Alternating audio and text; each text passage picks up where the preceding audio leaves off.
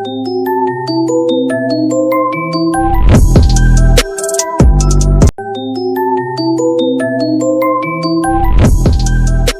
sommes aujourd'hui jeudi 7 mars 2024. Mesdames, Messieurs, bonjour et c'est parti pour la revue des titres des journaux de ce matin que nous démarrons avec Vox Populi à sa une date de la présidentielle. Après 2 avril, dissolution du gouvernement, loi d'amnistie, les 7 sages Macky et le grand chamboule-tout. Le Conseil constitutionnel rejette les conclusions du dialogue national et reprend ses pleines prérogatives et initiatives. Pour pallier l'inertie des autorités compétentes, il propose la date du 31 mars pour l'élection avec les 19 candidats déjà retenus. Le processus électoral qui n'est pas annulé mais interrompu doit être poursuivi. Le chef de l'État décrète la date du 24 mars. Le Conseil constitutionnel prend acte de la date du dimanche 24 mars 2024 retenue par le président Macky Sall pour la tenue de l'élection présidentielle. Il dissout le gouvernement, libère Amadou Ba pour qu'il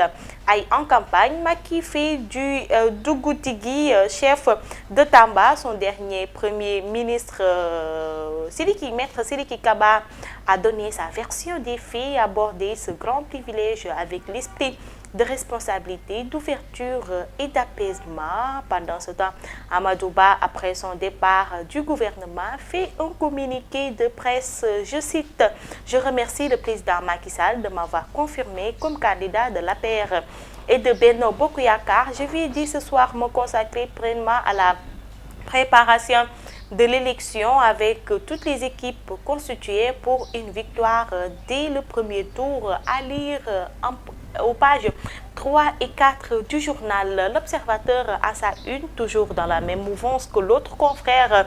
Élection présidentielle 2024, Macky prend date. Les péripéties du choix du 24 mars 2024, le Conseil refuse le vide juridique. Le président fait preuve de sagesse. La liste des candidats est changée et la campagne électorale raccourcie. Une décision des 7 sages attendue aujourd'hui pour se conformer au 24 mars. Macky, Amadou Ba, compte rendu d'une séparation en Conseil des ministres. Sidiki Kaba, Anna primature, toujours selon le confrère. L'amnistie, vote à l'Assemblée nationale. Terrorisme, mort, casse. Il ne s'est jamais rien passé. Tous les faits criminels et correctionnels entre mars 2021 et février 2024 effacés des mémoires. Source A à sa une revient toujours sur la loi d'amnistie votée sans séisme ni onde de choc.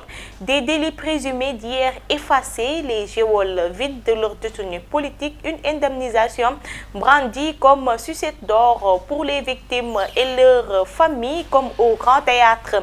C'est le titre du journal La loi d'amnistie, passé hier comme lettre à la poste malgré le refus des élus de Yewwi Askan Wi de voter la loi. Les députés effacent tous les délits survenus entre 2021 et 2024 et ouvrent les portes des prisons. Du coup, Ousmane Sonko, Bassirou Diomaye Faye, entre autres détenus politiques, regagneront bientôt leurs familles, leurs militants et sympathisants. Les Échos à sa une revient toujours sur la date de l'élection présidentielle qui est à présent connue aux urnes le 24 mars. En plein carême et en plein ramadan, les sages imposent leur force. Seuls les candidats validés en lice. Amadou Mame Diop devient président après le 2 avril. Libération à sa une toujours sur les décisions du Conseil constitutionnel, décret présidentiel, vote de la loi d'amnistie, remue-ménage au sommet. Le Conseil rejette toutes les conclusions